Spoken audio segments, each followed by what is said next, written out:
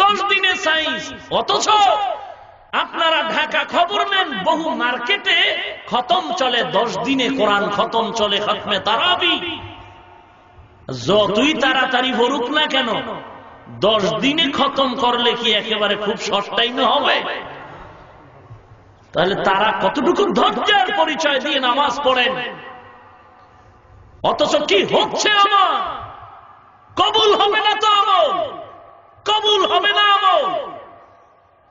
হাদিস শরীফে আছে, অনেক নামাজির নামাজকে পোটলা বেঁধে হাসরের দিন চেহারায় মেরে দেওয়া হবে। নে তোর নামাজ, তোর নামাজ নামাজের মতো হয়নি। নামাজের ভেতরে 4 জিনিস নাই, ধৈর্য নাই, ইলম নাই, ইখলাস নাই, ভালো নিয়ত নাই। ইমাম কেরাত লম্বা লইছে, পেছন থেকে কাশি আর কাশি, রেড সিগন্যাল দিচ্ছি, ইমাম কেরাত খাটো করেন না কেন? একজনে কাশি দিলে আরো 10 জনে তার সাথে সিরিয়ালে হোমানে কাশি না আসলেও হুদা বসে বসে ডিস্টার্ব করে। কি নাই এই রুগী? ইমাম সাহেব সালামটা ফিরানো মাত্র ওরে দৌড়, জুতা নেওয়ারও টাইম, পায়ে যেটা ঢুকছে কয় বিসমিল্লাহর বরকতে যা পাইছি তা নিয়ে দৌড়। বাড়ি গিয়ে দেখে আর একজনের জুতা দিয়েছি।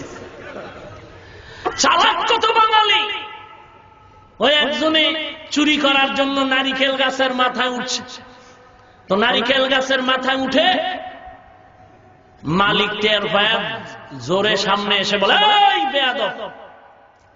মালিকের আওয়াজ পেয়ে চোরায় খুব দ্রুত নেমে যায়, বলে এত বড় সাহস, নারিকেল গাছে উঠলি কেন? বলে আমি ঘাস কাটতে উঠছি, ঘাস। মালিক বলে, তার ছাড়া নারিকেল গাছে কি ঘাস পাওয়া যায়? এই জন্যই তো নেমে যাচ্ছে।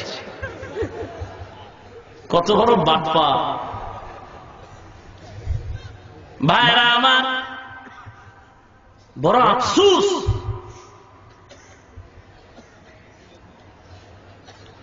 আপনারা কেউ পারলে আমাকে ফতোয়া এনে দেন যে জুমার দিন শুধু ইমামের সাথে 2 রাকাত পড়লেই হবে, আর নামাজ লাগবে না, আগে পেছনে সুন্নাত লাগবে না। ফতোয়া এনে দেন।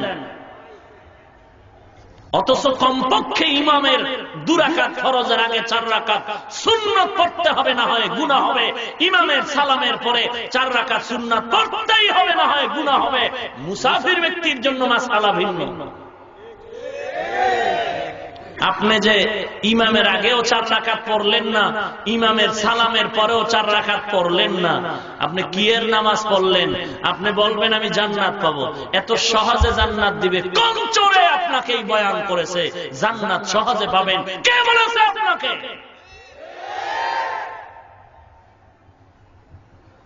মাঝে মাঝে বলি রে ভাই,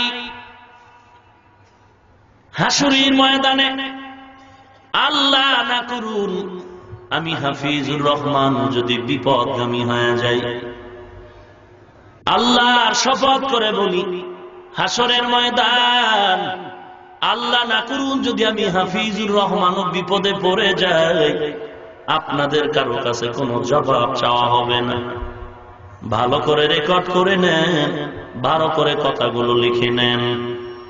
আল্লাহ না করুন হাসরের ময়দান এত কঠিন হবে, নবীরা পর্যন্ত নাফসি নাফসি বলে কান্না করবেন। ওই মুসিবতে আল্লাহ না করুন, আল্লাহ না করুন আপনার ছেলে যদি বিপদে পড়ে, আপনার মেয়েটা যদি বিপদে পড়ে, আপনার স্ত্রী যদি বিপদগামী হয়ে যায়, ভালো করে লিখে নাও হে বাঙালি মুসলমান। কোন হিংসার নজরে বলি না, জাহান্নাম থেকে বাঁচাবার মহব্বতে বলি। হাসরের ওই কঠিন দিন আপনার ছেলে, আপনার মেয়ে, আপনার স্ত্রী যদি বিপদে পড়ে যায়, ও তাবলীগওয়ালা ভাই, ও পীরের মুরিদ জিকির করে নেওয়ালা ভাই, ও হাজী সাহেব, 10-12 যদি কাবার গিলাফ ধরে লাব্বাইক বলেন, তাহাজ্জুদ পড়েন, জিকির করেন, পীরের দরবারে 40 বছর পড়ে থাকেন, আপনি যদি দাওয়াত তাবলীগে বছরকে বছর সাল লাগান, জান্নাতে নেওয়ার মহব্বতে বলছি, খোদার কসম হিংসার নজরে নয়, আপনার স্ত্রী, আপনার ছেলে মেয়ে যদি আল্লাহর আদালতে আসামির কাঠগড়ায় ধরা খেয়ে যায়, আপনাকে যত বড় আমলওয়ালা হন না কেন, আল্লাহর আদালতে আসামির কাঠগড়ায় আপনাকে জবাব না দেওয়া পর্যন্ত জান্নাতের দরওয়াজা ওপেন করা হবে না। অতএব অন্যের খবর না নিয়ে নিজের ছেলে মেয়ে স্ত্রীর হিসাব মিলান। আজরাইল পেছনে দাঁড়ানো সময় কিন্তু বেশি নয়। এই যে আদর্শনগর মসজিদ, পাশেই তো 3 তলা বিল্ডিং। আমি আজকে বাসায় বসে খবর শুনলাম, গত শুক্রবার না বৃহস্পতিবার আমার যুবক ভাই রাজু নাম, মসজিদের খেদমত করে, 5 ওয়াক্ত নামাজ পড়ে মসজিদে। এই 4 দিন আগে আমি মাদ্রাসায় থেকে যাচ্ছি, 3 তলা থেকে চিল্লায় আমাকে সালাম দেয়, জানালা থেকে আমাকে চিল্লায় সালাম দিতেছে। তা আমি সালামের জবাব দিলাম। আজকে আমি খবর পেয়েছি বাসায় বসে, পরে রাজু ভাই বললেন তার আব্বা হঠাৎ করে দুনিয়া থেকে চলে গেল। কির বাহাদুরি, কির দুনিয়া। এখান থেকে আমি হেঁটে ঘরে যেতে পারবো কিনা সে গ্যারান্টি তো নাই। দোকানে বসে চা খাইলাম, হাসি তামাশা করে যার যার ঘরে চলে গেলাম। 1 ঘন্টা পরে মোবাইল আসলো যে আপনি যাকে নিয়ে বন্ধু আপনার এখন ইন্তেকাল। বলে হঠাৎ কেন? বলে ঘরে এসে বলল আমার বুকে কেনই যেন একটু ব্যথা করে, একটু পানি দাও। আমি পানি নিয়ে এসে দেখি সে নাই। আল্লাহ আমাদের হঠাৎ মরণ থেকে হেফাজত করুন। আল্লাহ তাআলা হঠাৎ রোগ দিয়ে স্ট্রোক করা রোগীর থেকে, আল্লাহ তাআলা রাস্তার অ্যাক্সিডেন্ট থেকে, সমস্ত মৃত্যুর হঠাৎ যন্ত্রণা থেকে আমাদের হেফাজত করুন। নবীজিও আল্লাহর কাছে হঠাৎ মরণ থেকে পানাহ চেয়েছেন, আমরাও আল্লাহর কাছে হঠাৎ মরণ থেকে পানাহ চাই। আমাদের মরণটা যেন এমনই হয়, নামাজের হালাতে, কোরআন তিলাওয়াত অবস্থায়, রমজানের রোজা রাখা অবস্থায়, পবিত্র দিন জুমার দিন অবস্থা। আমিন। আল্লাহ কবুল করুন।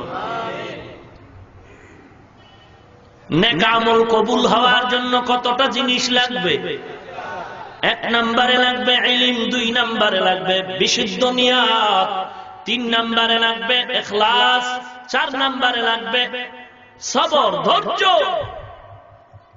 আজ আমাদের ভেতরে একটু নিজের চিন্তা করে দেখেন, ধৈর্য যদি না থাকে বুঝতে হবে আমলটা আল্লাহর কাছে একুরেট হয় নাই। ওরে নবীর উম্মতের দল, আল্লাহর নবী বলেন আখলিস দীনাকা ইয়াকফিকাল আমালুল কলিল। অল্প আমল দিয়েও জান্নাত পেয়ে যাইবা যদি আমলের মধ্যে তোমার ইখলাস থাকে, আমলের মধ্যে যদি ইলম থাকে, ধৈর্য থাকে, বিশুদ্ধ নিয়ত থাকে। 3 জন যুবক সন্তান রাস্তা দিয়ে রওনা হয়ে গেল, কোথাও সফরে যাচ্ছে। 3টা যুবক সন্তান চলছে বহু দূরের পথ। 3টা যুবক সন্তান পথ দিয়ে চলছে। হঠাৎ করে এক জংলার কিনারায় যেতে না যেতে বৃষ্টি শুরু হয়ে গেল। মুষলধারে বৃষ্টি পড়তেছে। এই বৃষ্টির থেকে আত্মরক্ষার জন্য জংলার ভেতরে এক পাহাড় পেল, বড় পাহাড়। ওই পাহাড়ের গর্তে গিয়ে 3 জন যুবক আশ্রয় গ্রহণ করলো। আল্লাহ তাআলার কুদরত, যখন ওই 3 যুবক পাহাড়ের গর্তে ঢুকলো, বিশাল একটা পাথর উপর থেকে এসে পাহাড়ের মুখটারে বন্ধ করে দিল। গর্তের মুখে পাথর এসে বন্ধ করলো। এত বিশাল ওজনওয়ালা পাথর 3 জনও ধাক্কা দিল, এটা সরানো সম্ভব নয়। পাথরটা এসে যখন গর্তের মুখ আটকায় দিল, 3 জন যুবক গর্তের ভেতরে বিপদ মুহূর্ত। ডাক দিলেও কেউ শুনবে না, কেউ বাহির থেকেও আজ করতে পারবে না ভেতরে কোনো মানুষ আছে। বৃষ্টির অবস্থায় এক অন্ধকার, গর্তের ভেতরে এক অন্ধকার, আবার পাথর আর একটা বিপদ। পাথরের বিপদ, গর্তের বিপদ, বৃষ্টির এই বিপদ। এত বিশাল পাথর সরানোর কায়দা নাই। ওই গভীর বিপদে নিমজ্জিত হয়ে তিনজন যুবক গর্তের ভেতরে ঢুকে চিন্তায় পড়ে গেল, কি উপায় হবে আমার? এ মুসিবত থেকে বাঁচার উপায় কি? বাঁচার তো কোনো উপায় খুঁজে পাই না। তিনজন ওই গর্তের ভেতরে ঢুকে তিনজনে একটা মশওয়ারা শুরু করল। তিনজন যুবক গর্তের ভেতরে তিনটা মুসিবতে পড়ে গেল। বৃষ্টি এক মুসিবত, পাহাড়ের গর্ত অন্ধকার আর একটা মুসিবত। অন্ধকারে হলেও তো হাত দিয়ে এরকম করে হাঁটা যায়, কিন্তু পাথর আটকায় দিল আর এক মুসিবত। এত ভারী পাথর সরানের কায়দা নেই। কয়জন যুবক? মুফাসসিরিনে কেরাম কেউ লিখেছেন এরা আসহাবে রকিম। আম হাসিবতা আন্না আসহাবাল কাহফি ওয়ার রকিম কানু মিন আয়াতিনা আজাবা। আমি ঘটনাটা দিয়ে এতটুকু বুঝাবো যে চারটা জিনিস অল্প আমল হলে আল্লাহ জান্নাত দিয়ে দিবেন। চার গুণওয়ালা অল্প আমল করলেও বান্দা মুসিবত থেকে নাজাত পেয়ে যাবেন। নেক আমল এত দামি এক সম্পদ। আল্লাহ বারবার ঈমানের সাথেই বলে নেক আমল করো। والعصر إن الإنسان لفي خسر إلا الذين آمنوا وعملوا الصالحات وتواصوا بالحق وتواصوا بالصبر। এখানেও নেক আমলের কথা আল্লাহ ভিন্ন আয়াতে বলেন। ও নবীর উম্মত, আল্লাহ সূরা আসরের কথা আমি এখানেও মাঠে কয়েকদিন আগেও বলেছিলাম। সূরা আসরের 4 গুণওয়ালা মানুষ জান্নাতে যাবে, এর ভেতর 1 গুণওয়ালা মানুষ হলো ঈমানের পরে নেক আমল করবে। ও নবীর উম্মতের দল ভিন্ন আয়াতে আল্লাহ তাআলা বলেন, ওয়ামান আহসানু কাওলান মিম্মান দাআ ইলাল্লাহ ومن أحسن قولا ممن دعا إلى الله وعمل صالحا وقال إنني من المسلمين।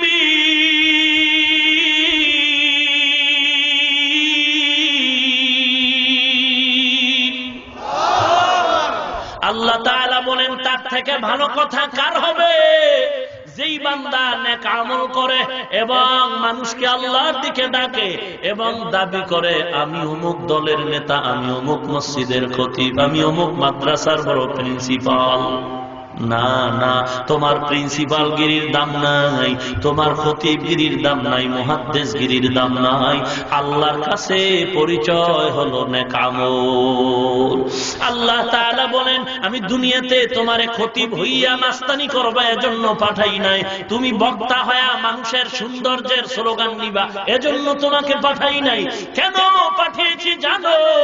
আল্লাহ তাআলা ভিন্ন আয়াতে বলেন, আল্লাযী খালাকাল মাউতা ওয়াল হায়াতা লিয়াবলুয়াকুম আইয়ুকুম আহসানু আমালা ওয়া হুয়াল আজিজুল গফুর।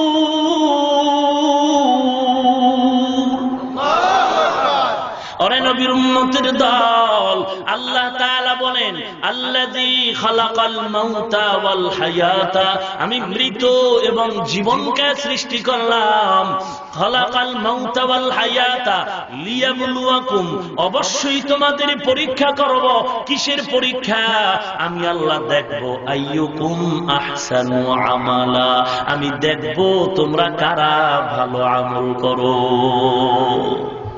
বেশি আমল না ভালো আমল? কথা কন মিয়া, বুঝার ব্যাপার কিন্তু। বেশি আমল না ভালো আমল? আল্লাহ বলেন নাই আইয়ুকুম আকসারু আমালা, আল্লাহ বলেছেন আইয়ুকুম আহসানু আমালা।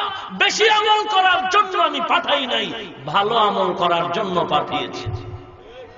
বেশি আমল আর ভালো আমলে ব্যবধান আছে না নাই?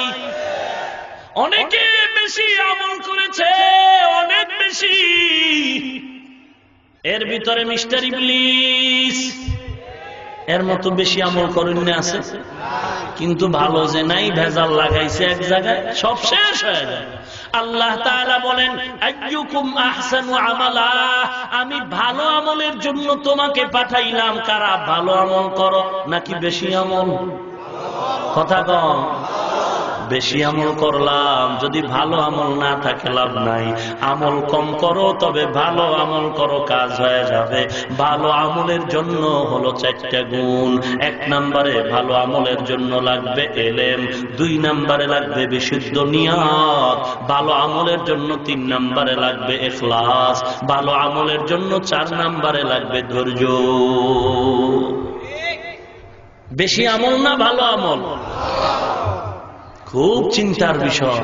আমল তো করি, নামাজ পড়ি, যাকাত দেই, জিকির করি, পাগড়ি বাঁচাই, বেশি বেশি আমল করি, কিন্তু ভালো আমল হলো কিনা এটা পরীক্ষার বিষয়। ভাইরা আমার, 3 জন যুবক মুসিবতে পড়ে গেছে। কয়টা মুসিবত?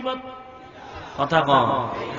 1 নম্বর বৃষ্টি, 2 নম্বরে গর্তের অন্ধকার, 3 নম্বরে ভারী পাথর। বান্দা মুসিবতে পড়ে পরামর্শ করে বিপদ থেকে উদ্ধারের পথ কি। 3 জনে পরামর্শ করে বের করলো, দেখ দেখ জীবনে কোনো ভালো আমল করছুনি, ওই ভালো আমলকে ওসিলা বানা মাওলার দরবারে চোখের পানি ছেড়ে কান্না করে দোয়া করো, ও দয়াল মালিক আমার জীবনের একটা ভালো আমল আছে, ওই ভালো আমলের বিনিময়ে তুমি পাথর সরায়া দাও। 3 জনে কয় হ্যাঁ হ্যাঁ আমার ভিতরে একটা ভালো আমল আছে। বেশি আমল না ভালো? ভালো আমল না বেশি আমল? ভালো আমল হলেই জান্নাত পাওয়া যাবে, বেশি আমল জান্নাত পাবে না, ভালো আমল দিয়ে জান্নাত পাওয়া যাবে। ভাইরা আমার, 3 জন যুবক সিদ্ধান্ত নিল, হ্যাঁ ভালো আমলকে ওসিলা বানায় আল্লাহর দরবারে দোয়া করি, আল্লাহ হয়তো এই ভালো আমলের ওসিলা আমাকে বিপদ থেকে নাজাত দিয়ে দিবেন। একজন যুবক আল্লাহর দরবারে হৃদয়টা নরম করে কান্না করে, ও দয়ার মালিক জানি আমার মতো গুনাহগার কেউ নাই, আমিও জানি তুমিও জানো রে আল্লাহ। আজ তোমার দরবারে বিপদ মুহূর্তে আমি ভালো আমল নিয়ে তোমার কাছে আরজি পেশ করি। ওই মুসিবত, 3টা মুসিবত মাথার উপরে চেপে বসলো। আমার জীবনে একটা ভালো আমল আছে, ওই আমলের ওসিলায় তুমি নাজাত দিয়া দাও, পাথর সরায় দাও। যুবক আল্লাহর কাছে আবার বলতেছে, সে ভালো আমলটা কি বলবো? ভালো আমল কি? প্রথম যুবক বলেন, ও আল্লাহ জীবনে আমি অন্যায়ের দিকে পা বাড়াইছি, তবে একটা ভালো আমল করেছি, আমলটা যখন ভালো হয়ে যাবে, এক মহিলা ক্ষুধার্ত একটা রুটি পেল খানার ক্ষুধা নিবারণের জন্য, রাস্তা দিয়া চলতেছে, দেখে একটা কুকুর জিহ্বা বের হয়ে গেছে ক্ষুধার তৃষ্ণায়। মহিলাটা নিজের ক্ষুধার দিয়ে না তাকায়া ওই রুটিটা যখন কুকুরকে দিয়ে দিল, গাইবি আওয়াজ, ও আল্লাহর বান্দা জান্নাত ওয়াজিব হয়ে গেছি। বেশি আমল না ভালো আমল? আহা, বেশি আমল করেছেন, ভালো আমল না থাকলে উপায় নাই। বেশি আমল নয় ভালো আমল। যুবক ভালো আমল করেছেন, ভালো আমল আল্লাহর কাছে গ্রহণ হয়ে যাবে। আল্লাহ, আমি এক সময় টাকার বড় মালিক ছিলাম, মানুষ আমার বাড়ি কাজ করত, মানুষ কাজের পরে আমি বিল দিয়া দিতাম। একদিন এক যুবক অর্ধবেলা কাজ করে আমি বিল দিতে চাইলাম, বান্দার কাজে খুশি হয়ে পুরো টাকা দিলাম, সারাদিনের নিতে চাইল না, টাকা রেখে চলে গেল। দল, আমিও তোমার মতো একটা যুবক সন্তান। ইদানিং যুবকের লাশের খবর তাকায় দেখো, কয়দিন আর যৌবনের চাহিদা পূরণে মাস্তানি করো, এমন কোন দিন নাই যুবকের লাশের খবর নাই। কয়দিনে জমিনের মধ্যে বাহাদুরি করো। ওরে নবীর উম্মতের দল, কতদিন আর পাগলামি করবারে যুবক ভাই? যেখানেই পারো দেখো একটু ভালো আমলের ছোঁয়া পাও কিনা। তবে হিংসা যেন না থাকে।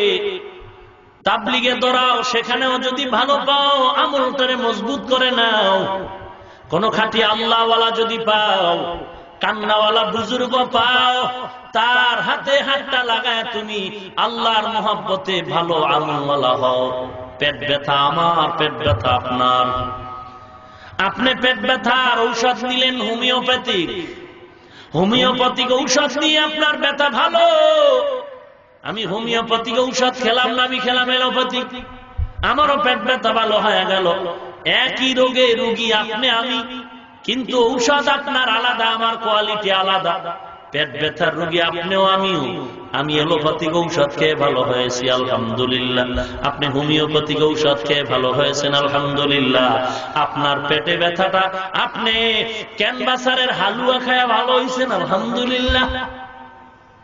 আপনার পেটে ব্যথা কবিরাজের সরিষার তৈল পরা পানি পরা খেয়ে ভালো হয়ে গেছেন আলহামদুলিল্লাহ।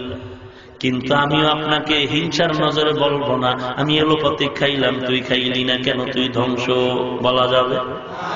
বাংলা আওয়াজ বুঝেন? হোমিওপ্যাথিক ওয়ালা বলতে পারবে না আমি হোমিও খাইছি তুই এলোপ্যাথিক খাইলি কেন, তুই তার সেরা। আপনি ক্যানভাসার ওয়ালাকেও খারাপ বলা যাবে না। খবরদার, পেট ব্যথার রোগী যেখানে গিয়েই ভালো হবে শুকর আদায় করো, লোকটা ভালো হয়ে গেছে।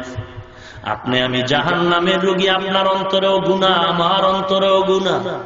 চোখ দুইটো বন্ধ করলে সারা জিন্দেগির পেছনে যদি তাকায় গুনাহ আর গুনাহ। আপনারও রুহের চিকিৎসা দরকার, আমারও আত্মার চিকিৎসা দরকার। আপনি আত্মার চিকিৎসার জন্য তাবলিগে গিয়া আপনি খোরাক পেয়েছেন, ধন্যবাদ। আমি পীরের দরবারে গিয়া জিকির করে আমার আত্মার খোরাক পেয়েছি, আমিও ধন্যবাদ। কেউ বয়ানের লাইনে এসে বয়ান শুনে কান্না করে দাড়িটা রেখেছে, নামাজ 5 ওয়াক্ত পড়ে, ধন্যবাদ। কেউ কাউকে ইনজেকশন দিয়ে বলা যাবে না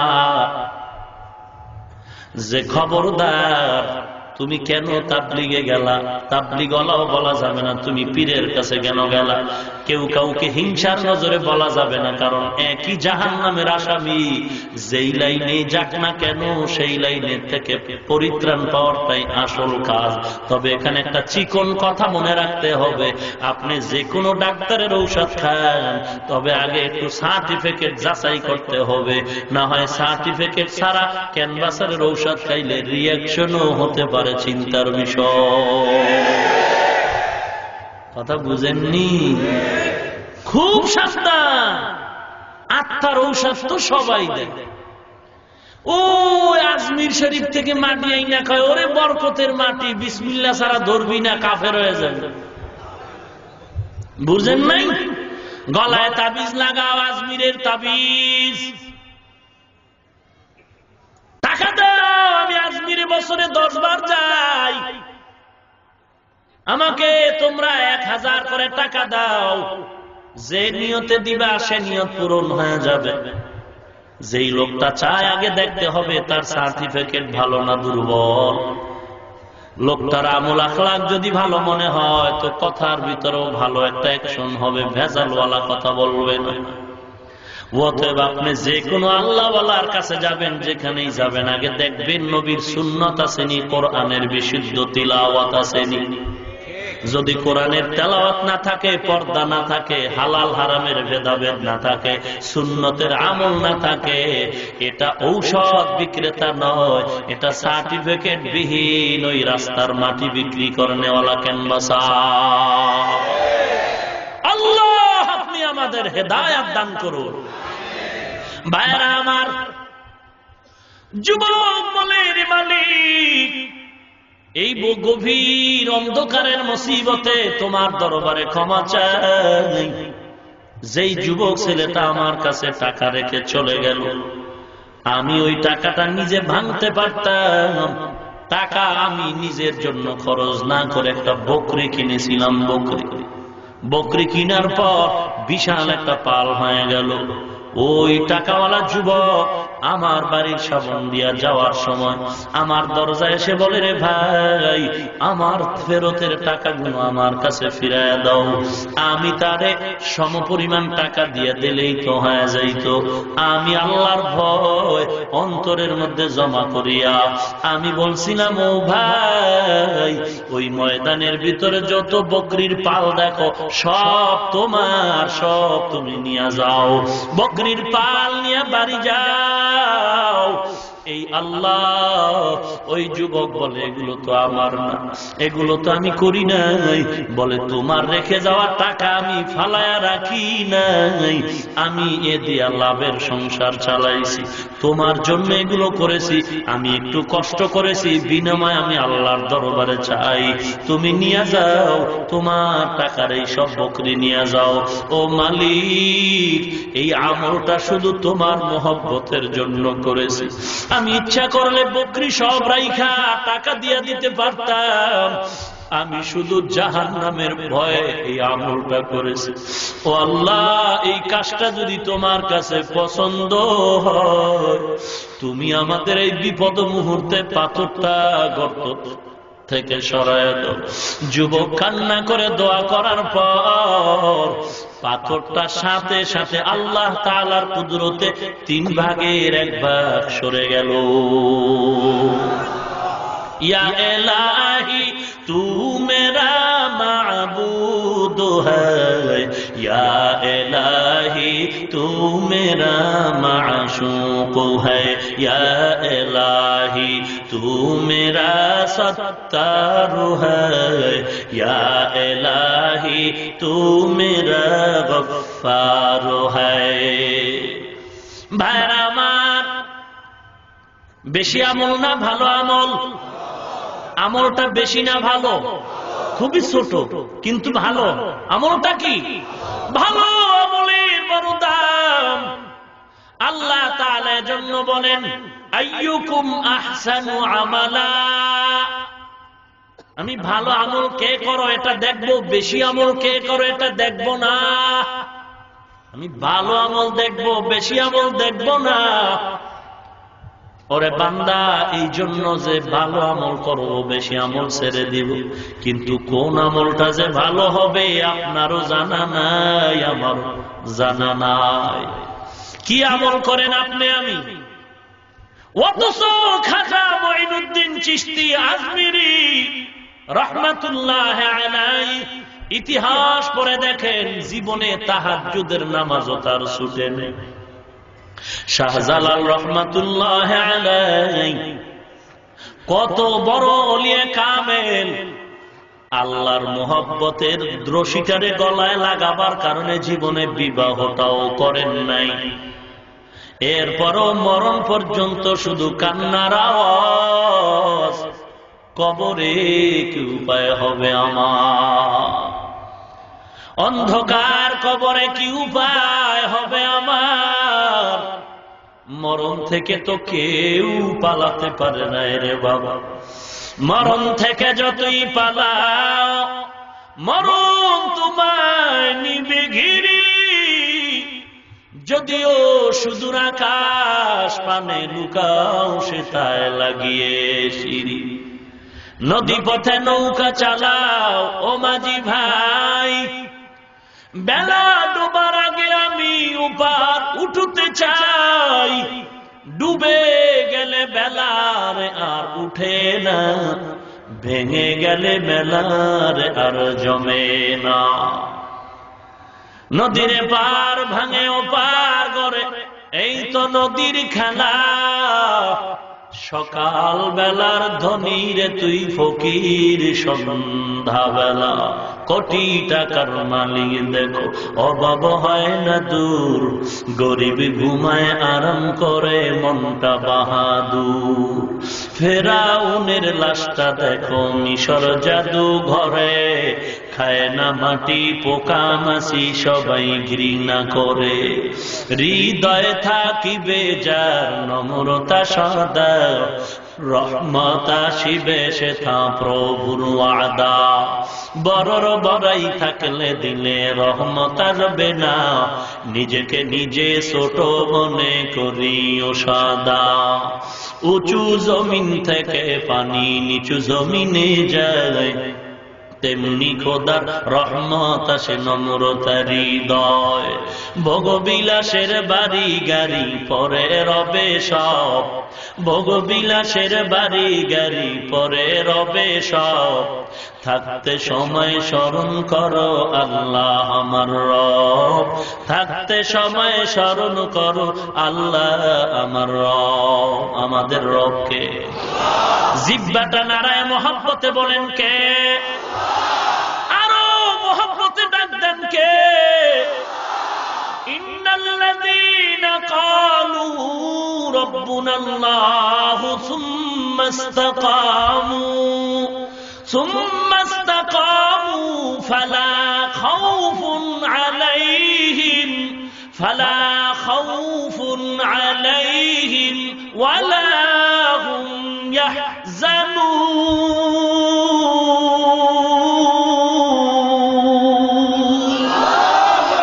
এই কালামে জিন্দা কুরআনে হাকিম হিকমতে ও লা ইয়াজাল সুতু কদিম জামিউল ইলম ফিল কুরআনে হাকিম তাকাসার আনহু আফহামুর রিজালি। ও আল্লাহর গোলাম, ও বাড়ির মালিক, ও গাড়ির মালিক, তুমি যদি মরে যাও গায়ের জামাটাও পর্যন্ত বেলের দিয়া কেটে কেটে রেখে দিবে, কিছুই সঙ্গে যাবে না রে ভাই। বিল্ডিং এর মধ্যে আমার এত আরামের রুম, আমি ঘুমাই এত সুন্দর সাজানো রুম, এখন যদি মরে যাই আমার ছেলে আমার মেয়ে আপনার ছেলে মেয়েরা বলবে রাতের বেলা লাশটা পাহারা দেওয়া যাবে না, তাড়াতাড়ি বিল্ডিং থেকে নিচে নামায় দে, দরজা বন্ধ করে বাতি জ্বালায় রাখ। সকাল বেলা যখন হয়ে যাবে ছেলে চলে যাবে ইমাম সাহেব, আমার বাবাই নাই আমার মা নাই, জানাজা পড়ানো লাগবে, আপনি কোথাও যাবেন না জানাজা না দিয়ে। ও ভাই দুনিয়া কিছুই না। এইবার কেউ যাবে গরম পানি করার জন্য, কিরে গরম পানি কেন করো? বলে আমার বাবা না, আমি জীবনে তোরে আমার বাবারে গোসল দিয়ে দিব। কেউ যাবে কলা গাছের পাতা কাটার জন্য, কেন তুমি কলা গাছের পাতা নাও? বলে আমার বাবার শেষ বিদায়ের আয়োজন। কেউ যাবে আবার গর্ত কবর খনন করার জন্য, কোথায়? বলে বাঁশবাগান। যেই জায়গায় দিনের বেলাও একা একা যাইতে বড় ভয় লাগে, বাঁশবাগানে দিনের বেলা যাইতে ভয় লাগে, সাপের গর্ত। ওরে আল্লাহর বান্দা, এই রাতের বেলা যেখানেই থাকি, মা মোবাইল করে, বাবা মোবাইল করে সন্তান, বাবা তুই কই? রাস্তাঘাটে কোথায় আছো এখনো, কেন বাড়ি আসো? স্ত্রীও খবর নেয়, ছেলেও খবর নেয়, বাবা কোথায়? অথচ মরণের পরে বাঁশবাগানে রাখার পর যুগ যুগ চলিয়া যায়, কোনো টেলিফোন নাই, কোনো খবর নাই। ওরে আমি বাজার থেকে বাসায় যাইতে দেরি, মা বলে কই এখনো কেন বাসায় আসো না? কিন্তু মরণের পরে আর কেউ ডাকেও না, খবরও নেয় না, বাবা কোথায় আসো? দুনিয়া কিছুই না, চোখ দুটো বন্ধ করে দেখো মিথ্যার জীবন। দুনিয়া কিছুই না, কেউ আপন না, ছেলে আমার আপন না, মেয়ে আপন না, ভাই বোন আমার আপন না। কোথায় বাড়ি, কোথায় ঘর? এই শীতের দিনে আমার সন্তানের আমি লেপ কম্বল দিয়া ঘুম পাড়াই, অথচ এই ছেলেই বাবারে মায়েরে কবরে রাখলো, একটা বালিশ দিল না, বিছানাও দিল না। ওরে সন্তানের বাবা, একটু চিন্তা করে দেখো, মাথার ঘাম পায়ে ফালায়া কার জন্য এত কষ্ট করে রোজগার করো, কামাই করো। হ্যাঁ, সন্তানটারে যদি কোরআন পড়ায়া যাইতে পারতা, সন্তানটারে যদি আলেম বানায়া যাইতে পারতি রে মুমিন, ওই সন্তান কবরের কিনারে গিয়া সূরা ইয়াসিনের টান দিত। সূরা ইয়াসিনের টান দেওয়া মাত্র আমার আল্লাহ বলতেন, ও ফেরেশতা জলদি করে কবরের ভিতরে গিয়ে দেখ, কবরের ভিতরে যদি কোনো আযাব হয়। ও কোরআনের টান যখন দিয়েছে, আমি আল্লাহর বড় লজ্জা হয়। কোরআনের তেলাওয়াতের বিনিময়ে জাহান্নামের আযাব চিরদিনের জন্য বন্ধ। ওরে মুমিন, কত মানুষ ছেলে না পায়া কান্না করে, ছেলে নাই। ওরে বাবা, স্কুলে পড়ো, কলেজে পড়ো, যেখানেই পড়ো, কোরআনটা কেন শুদ্ধ করলা না? এশার নামাজের পরে ইমামের কাছে, ভালো একজন কারি সাহেবের কাছে এশার নামাজ পড়ে প্রতিদিন 1 ঘন্টা সময় দাও। ইমাম সাহেব, হুজুর আমাকে আপনি কোরআন শরীফটা একটু সহিভাবে পড়ায় দেন। অথবা কোনো একজন কোরআনওয়ালা আলেম যদি পান, ওই আলেমের থেকে বলবেন, হুজুর আপনি আমাকে দৈনিক 1 ঘন্টা একটু নামাজের সূরা কেরাত গুলো সহি করে দেন। কারণ কেরাত যদি অশুদ্ধ হয়, নামাজ আপনার আমার হবে না। সহি কেরাত পড়েই নামাজ ঠিক রাখা কঠিন। ওরে আল্লাহর গোলাম, যুবক দোয়া করেছে, রে মালিক আমলটা যদি ভালো হয় তুমি পাথর সরায় দাও। প্রথম যুবকের দোয়ার কারণে পাথরটা ওর মুখের থেকে সরে গেল। কয়জন যুবক বাকি? কয়জন বাকি? 3 জন। দ্বিতীয় যুবক এবার আল্লাহর দরবারে দোয়া করেন, ও দয়ার মালিক, আপনি জানেন আমার মতো জাহান্নামের আসামি কেউ নাই। দোয়া করার জন্য 5টা আদব আছে, 5টা আদব। এর ভেতরে দোয়া করতে হলে প্রথমে আল্লাহর প্রশংসা, তারপরে নবীর উপরে দরুদ। আমরা দোয়া করি আল্লাহুম্মা আমিন কইয়া। দোয়ার আদব হলো প্রথম আল্লাহর প্রশংসা। আর আল্লাহর প্রশংসা সব থেকে বেশি যেটার হক আদায় হবে, এই শব্দটাই হলো আল্লাহ নিজেই শিখায় দিলেন, আলহামদুলিল্লাহি রাব্বিল আলামিন। সব প্রশংসা কার? তাহলে দোয়া করার আদব হলো আল্লাহর প্রশংসা। আর এই প্রশংসা করতে হলে প্রথমে এই শব্দ দিয়েই দোয়া করা, এটা বুজুর্গানে দিনের তরিকা, নবীজির তরিকা। আলহামদুলিল্লাহি রাব্বিল আলামিন, এরপরে নবীর উপরে দরুদ, ওয়াসসালাতু ওয়াসসালামু আলা সাইয়্যিদিল আম্বিয়া ওয়াল মুরসালিন। এরপরে নিজের অপরাধ আল্লাহকে বলা, আল্লাহর প্রশংসা, নবীর গুণগান। এরপরে বলবো, আল্লাহ আমার মতো জাহান্নামের আসামি কেউ নাই। আয় আল্লাহ, আমি এই অন্যায় করেছি, ওই অন্যায় করেছি, এগুলো আল্লাহর কাছে বলে দেওয়া। ডাক্তারের কাছে রোগের কথা না বললে ঔষধ কিভাবে পাবেন? দোয়ার আদব, আয় আল্লাহ আমি অমুক জায়গায় অন্যায় করেছি, তুমি জানো, অমুক দিন অন্যায় করেছি আল্লাহ। সব অন্যায়গুলো পেশ করার পরে এরপরে বলতে হবে, আল্লাহ আপনার মতো দয়াময় কেউ নাই, আপনার মতো প্রেমময় কেউ নাই, আপনার মতো গফফার কেউ নাই, আপনার মতো সত্তার কেউ নাই। ওই নামের ওসিলায় আমাকে মাফ করে দেয়। ভাইরা আমার, এরপরে আবার দরুদ, আল্লাহর প্রশংসা এবং দরুদ ও সালাম শেষ করে এরপরে দোয়া শেষ করে দেওয়া। এরপরে দোয়া কবুল হইল কিনা তার আলামত 5টা। কয়টা? দোয়া কবুল হওয়ার চিহ্ন কয়টা? দোয়া করি কবুল হইল না কেন? ওই যে 5টা আলামত জানি না, এই জন্য খালি বক বক। কি ইমাম রাখলাম, দোয়াই কবুল হয় না। কি হুজুর বয়ান দিল, দোয়াই কবুল হয় না। মুসা নবী দোয়া করছেন 40 বছর পরে কবুল হয়েছে। কয় বছর পর? আমগো তো এত তাড়াতাড়ি কবুল হয়ে যাবে। জিব্বা না পা, চোখ দুইটা না পা। আল্লাহ আপনি আমাদের হেদায়াত দান করুন। কষ্ট হয় আর একটু আগাবো। দ্বিতীয় যুবক দোয়া করলেন, আল্লাহ আমার মতো অন্যায়কারী কেউ নাই, আয় আল্লাহ আপনার দরবারে আমার একটা জীবনের ভালো আমল আছে। কি সেই ভালো আমল?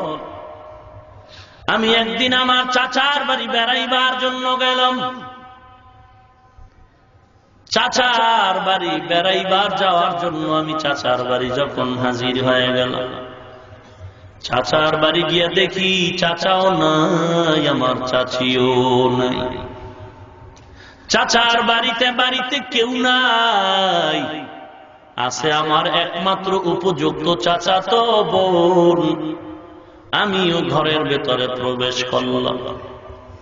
চাচার ঘরে আমার বোন ছাড়া কেউ নাই, আমার চাচাতো বোন ছাড়া কেউ নাই। আমার চাচা কোথায়, চাচি কোথায়? আমার চাচাতো বোন বলে, ভাইয়া আমার মা বাবা অন্যত্র কোথাও বেড়াইবার জন্য চলে গেল। ঘরের ভিতরেও আল্লাহ আমার চাচাও ছিল না, আমার চাচিও ছিল না। আমি যৌবনের চাহিদার তাড়নায় পড়ে আমার চাচাতো বোনকে একা পেয়ে আমি হামলা শুরু করেছিলাম। আমি অন্যায় ভাবে আমার চাচাতো বোনের উপরে আক্রমণ করতে গিয়ে আমার চাচাতো বোনটাকে যখন আমি মাটির মধ্যে ফালায় দিলাম, ও ঘরের দরওয়াজাও বন্ধ, জানালাও বন্ধ, ঘরে চাচাও নাই, কেউ নাই আমার বোন ছাড়া আর আমি ছাড়া। আমি যখন আমার বোনের বুকের উপরে বসলাম, আমি হঠাৎ করে তাকায় দেখি বোনের চোখ বেয়ে বেয়ে পানির ফোঁটাগুলো গা বেয়ে পড়তেছে। আমি বোনের চোখের পানি দেখে প্রশ্ন করলাম, বোন এখন তো এক আনন্দের সময়, তুমি কেন চোখের পানি ছেড়ে কান্না করো? চাচা তো বোন জবাব দিল, রে ভাই তুমি জানো আমার ঘরে আমার মাও নাই, বাবাও নাই, এই ঘরের দরওয়াজাও বন্ধ, জানালাও বন্ধ, আমার মাও দেখে না, বাবাও দেখে না, ঘরের ভিতরে কেউ দেখে না, তবে আমি ভয় করি আমার মাওলা এখানে আমার বাবাও দেখে না, মাও দেখে না, আমার দিকে আমার আল্লাহ তাকায় আছি। ও ভাই তুমি জানো না আমি আমার মাওলাকে ভয় করতেছি, আমার আল্লাহ তো আমার দিকে তাকায় আছে। ও চাচা তো ভাই, আল্লাহ তো আইন রেখেছেন, তুমি আমাকে বিবাহ করার সুযোগ আছে, তুমি পারলে বিবাহ করে নাও, কিন্তু আমার এই বয়স পর্যন্ত একটা কলঙ্কের কালি আমার শরীরে লাগে নাই, তুমি আমাকে একা ঘরে আমার মাওলার ভয়ে অন্তরে ঢুকাও, আমার শরীরের ভিতরে তুমি একটা দাগ লাগাও না, আমার মাওলাকে আমি পবিত্র অবস্থায় ডাকতেছি, তুমি আমার শরীরের উপরে টাচ করবা না রে ভাই, তুমি যদি চাও আমি আমার মা বাবাকে বুঝায় হলো তোমার বিবাহের বন্ধনে চলে যাব, তারপরও তোমার কাছে আমি মাপ চাই, তুমি আমার ইজ্জতের উপরে আঘাত করিও। এরে যুবক, তুমি আজকে যেই মহিলা যেই মেয়ের উপরে আক্রমণ করো, ওই মেয়েটা হয়তো কারো ভাই, কারো বোন, কারো মেয়ে। তুমি যদি আজকে খবর পাও তোমার ফুটন্ত গোলাপ বোনের উপরে কেউ হস্তক্ষেপ করেছে, ইজ্জতে আঘাত করেছে, আমার মনে হয় তুমি যদি ভালো সন্তান হও ওই লোকটারে তুমি খামাখা ছেড়ে দিবা না। তাহলে তুমি যেই মেয়েটার উপরে আঘাত করো ইজ্জতের উপরে, ওই মেয়েটার ভাইও তো এরকম বরদোয়া করে, কষ্ট পায়। বাবা পায়ে হাত রেখে বলি, জাহান্নামের পথ থেকে ফিরে যাও রে বাবা। যুবক কান্না করে বলে, আল্লাহ আমার বোনের চোখের পানি দেখে আমার ভয় ঢুকে গেল, আমি দ্রুত বুক থেকে নেমে গেলাম। আমি ইচ্ছা করলে জোর করেও পারতাম, আমি আপনার মহব্বত আর জাহান্নামের ভয়ে অন্যায় করি নাই। ও আল্লাহ, এ আমলটা যদি আপনার দরবারে পছন্দ হয়, দয়ার নজরে আমাদের এই বিপদ থেকে পাথরটা সরায়া দেন। যুবক বলতে দেরি হয়, পাথরটা 3/2 ভাগ গুহার মুখ থেকে সরে যায়।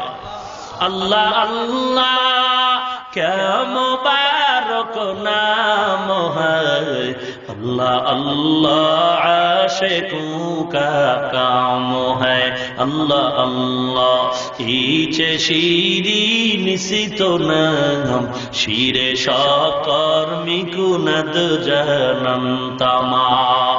बारामार 3 নাম্বার যুবক আল্লাহ দরবারে দোয়া করা শুরু করলেন, আয় আল্লাহ, জীবনে এমন কোন গুনাহ নাই যে গুনাহ আমি করি নাই রে আল্লাহ, তবে জীবনে একটা ভালো আমল আমার আছে।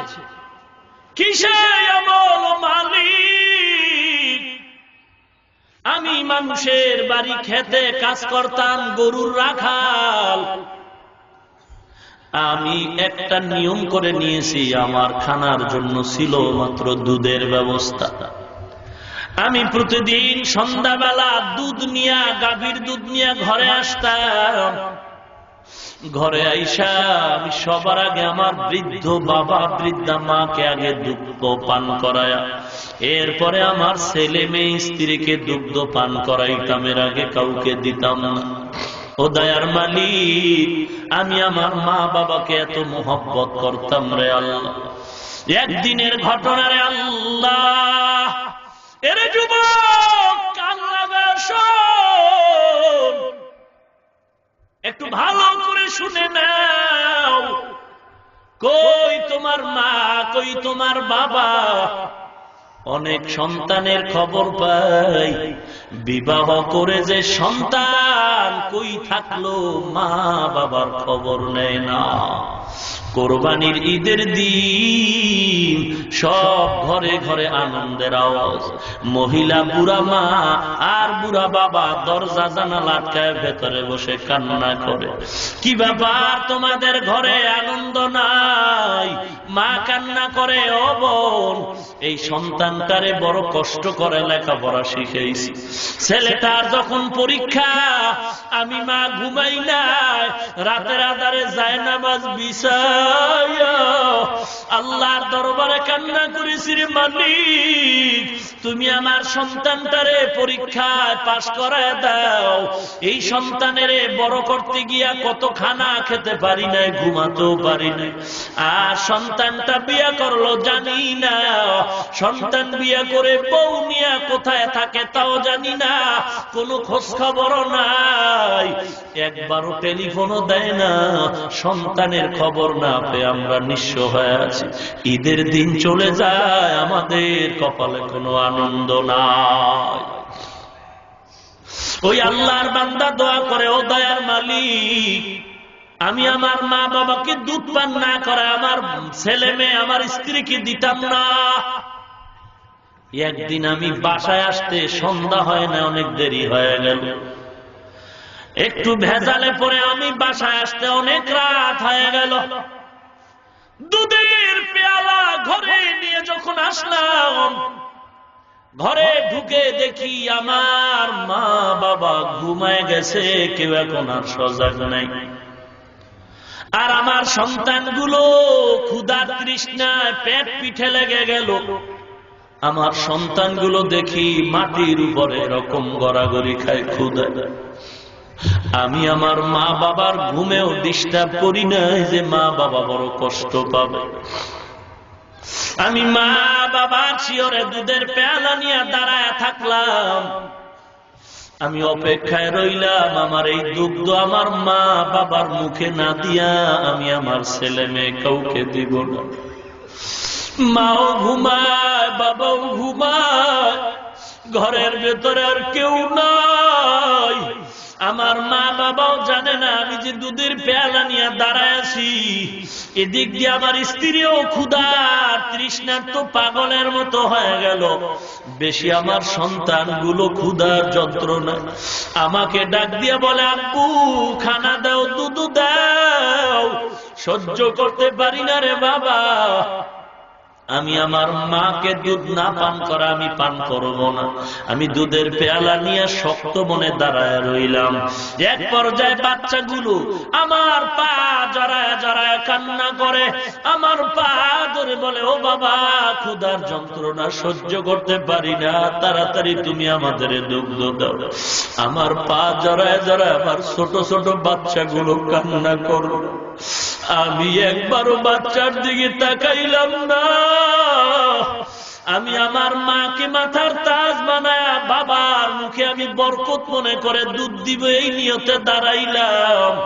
তাকায় দেখি ওই বাচ্চা কান্না করতে করতে মাটির ভিতরে বেহুশ। বাচ্চাগুলো কান্না করে বেহুশ হয়ে জমিনের ভিতরে ঘুমায় পড়ল, ওদের আর কোনো হুশ নাই। আমি তারপরও বাচ্চাকে দুধ দেই নাই। আমি দুধের পেয়ালা দিয়ে মায়ের শিওরে দাঁড়াইছি। আমি আমার বাবার কিনারায় দুধের পেয়ালা নিয়ে দাঁড়ায় রাত কাটাইলাম। এত রাত হয়ে গেল, হঠাৎ করে কানে আওয়াজ, ফজরের আজানের আওয়াজ, মুয়াজ্জিন আওয়াজ দিছে। আজানের আওয়াজ পেয়ে আমার মা সজাগ হয়ে দেখে আমি দুধের পেয়ালা নিয়ে দাঁড়ানো। আমার বাবাও তাকায় দেখে আমি বাবার জন্য দুধের পেয়ালা নিয়ে দাঁড়ানো। আর পাশে তাকায় দেখে বাচ্চাগুলো আমার পায়ের কিনারায় পড়ে ঘুমায়। আমার দিয়ে তাকায় বলে, বাবা এই আমার নাতির দুধ দিছো? আমি বলেছি, না মা, আমার সন্তানের দেই নাই। কেন দাও নাই? বলে, মা আমি চেয়েছি তোমাকে আমি আগে দুগ্ধ পান করাবো, এরপরে আমার বাবাকে পান করাবো, তারপরে আমার সন্তানরে দিব। আসার পরে দেখি তুমি সজাগ নাই, আমি ডাক দেই নাই, তোমার ঘুমে নষ্ট, তুমি কষ্ট পাইবা, আমি আমার সন্তানের দেই নাই। আমার মা পাগলনির মতো বলে, রে সন্তান কি করলি? মা আমার থেকে দুধের পেয়ালা নিয়া আমার সন্তানের মুখে দুধ দিল। এরপরে আমার মা বাবায় পান করলো। ও দয়ার মালিক, এটা আমি দুনিয়ার কোনো কারণে করি নাই, আমি আমার মোহাব্বতের নজরে তোমার দিয়ে নজর করে করেছি। ও আল্লাহ, আমার মা বাবাকে মাথার মুকুট বানায় কাজটা করেছি। আয় আল্লাহ, যদি আমার এই আমলটা পছন্দ হয়, মেহেরবানি করে বিপদ মুহূর্তে পাথরটা গুহার মুখ থেকে সরায় দেন। আল্লাহর বান্দা দোয়া করা মাত্র পুরা পাথর গর্তের মুখ থেকে সরে যায়। فمن كان يرجو لقاء ربه فليعمل عملا صالحا ولا يشرك بعبادة ربه أحدا। ওরে নবীর উম্মতের দল, আল্লাহর মোহব্বত নিয়ে সামন দিকে আগাও। ওরে নবীর উম্মতের দল, ভালো আমল নিয়ে আল্লাহর দরবারে যাও। বেশি আমল না, ভালো আমল। আর কোন দিনের আমল ভালো হবে বোঝা যায় না, অতএব আমলটা বন্ধ করা যাবে না, লাগাতার আমল চালায় যেতে হবে। এবং ওই আমলটা আল্লাহর কাছে বেশি দামি হয়ে যাবে যে আমলের ভিতরে চোখের পানি থাকবে। এই যে এখানে কষ্ট করে ঠান্ডার ভেতরে ঘরের ঘুম হারাম করে এখানে কোরআনের মহব্বতে মসজিদের মাহফিলে আসলেন। এই যে কোরআনের মহব্বত, কেউ খানার জন্য আসেন নাই, কেউ টাকার জন্য আসেন নাই, আল্লাহর মহব্বতে যাচ্ছেন।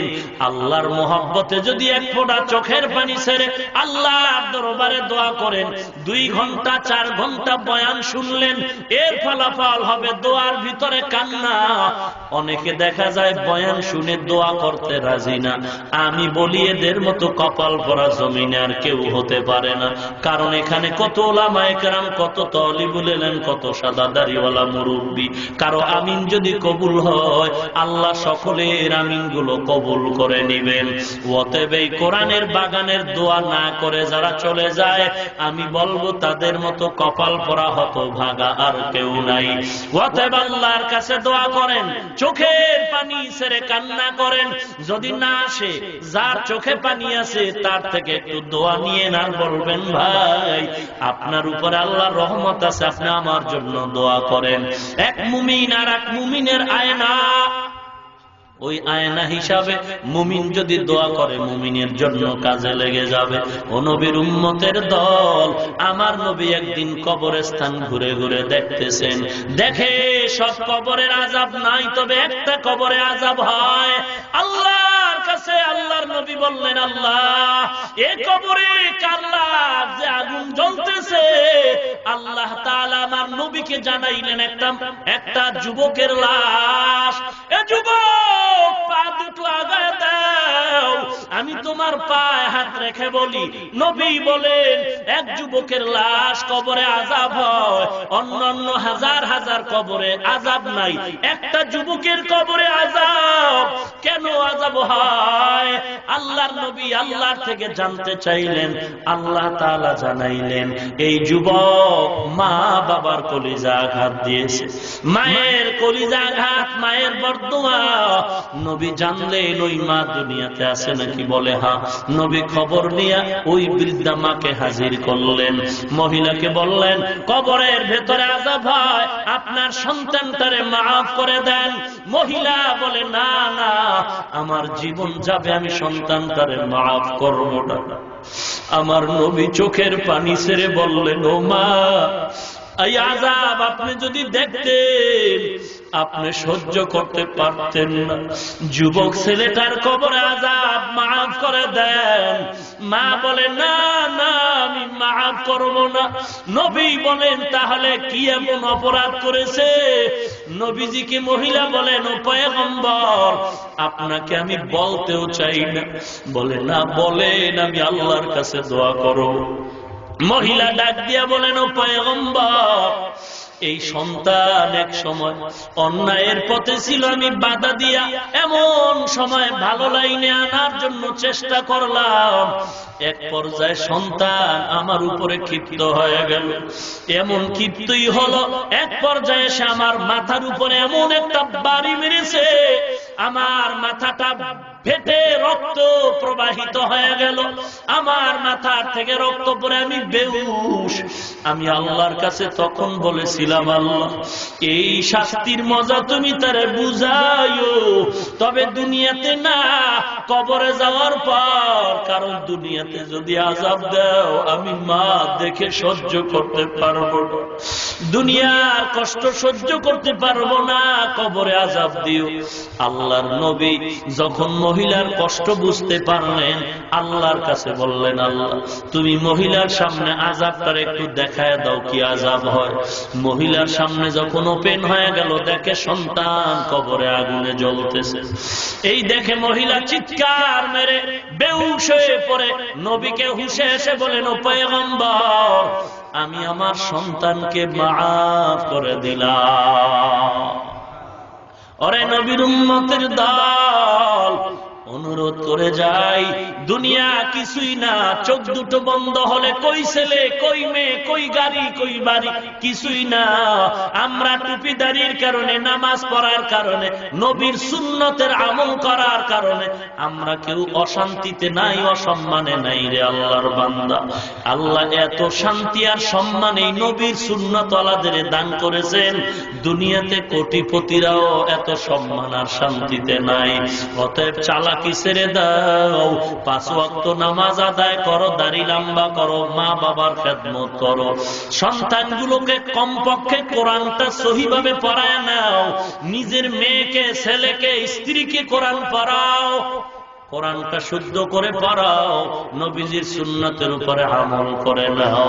ওরে নবীর উম্মত, আর যার মা দুনিয়ায় নাই, যার বাবা দুনিয়ায় নাই, আল্লাহর নবী বলেন ওই মা বাবার কবরে যদি একটু শান্তির ব্যবস্থা করতে চাও, মেহেরবানি করে 3টা রাস্তা নবী বাতায় দিয়েছেন, এর ভেতরে একটা দান সদকা করো। নেককার ছেলে মেয়ে যদি রাখো, এটাও কবরের শান্তির ঠিকানা। অথবা দান সদকাও যদি করো মা বাবার নামে, এটাও এটাও শান্তির ঠিকানা। অতএব আপনার সন্তান যদি থাকে, আপনি কোরআন শরীফটা পড়ান, টুপি মাথায় দেন, নবীর সুন্নাতওয়ালা বানান। এর দ্বারা আপনিও নাজাত পাবেন, এর বংশ যারা কবরে তারাও নাজাত পাবে। 2 নাম্বার, আপনি ভালো ভালো আল্লাহর পথে দান সদকা করেন। সুযোগ হয়েছে এতিম আইয়া হাত বিছাইলো, আপনি কখনো না বলবেন না, 5 টাকা পারলেও দিয়া দেন। না বলার দরকার নাই, আপনি 10 টাকা দিয়া দেন। এই শীতের ভিতরে আপনি লেপ কম্বল গায়ে দিয়া ঘুমান। কত এতিম আছে, একটা লেপ কিনার টাকা নাই, শীতের কাপড় কিনার টাকা নাই। আপনি যদি একটা কম্বল দিয়া দেন, একটা শীতের পোশাক দিয়া দেন, এটা আল্লাহর কাছে বড় কবুল হয়ে যাবে। গরিব অসহায়ের সহযোগিতা শুধু রোজার মাসে করবেন, কে বলেছে আপনাকে? সব সময় করেন আল্লাহর কাছে। কোন সময়ের দানটা কবুল হয়ে যাবে আপনি তো বলতেই পারবেন না। অতএব আল্লাহর মহব্বতে বলছি, দান সৎকার হাত বাড়ায় দেন, এতিমের উপরে রহমতের নজর রাখেন, নিজেও দানের হাত বাড়ায় দেন। মসজিদে যখন পারেন, মাদ্রাসায় যখন পারেন, আল্লাহর ঘরে দান করেন। দানের হাত কখন আপনি গুটায় রাখবেন না। আল্লাহর মহব্বতে নিয়ত করলেও সওয়াব হবে। অন্তর চায়নি আল্লাহর পথে সাধ্য মতে একটু সহযোগিতা করব, মনে চায়, সবার মনে চায়। দেখি তো কার কার মনে চায়। আরো উঁচু করেন, হাত উঁচু করেন।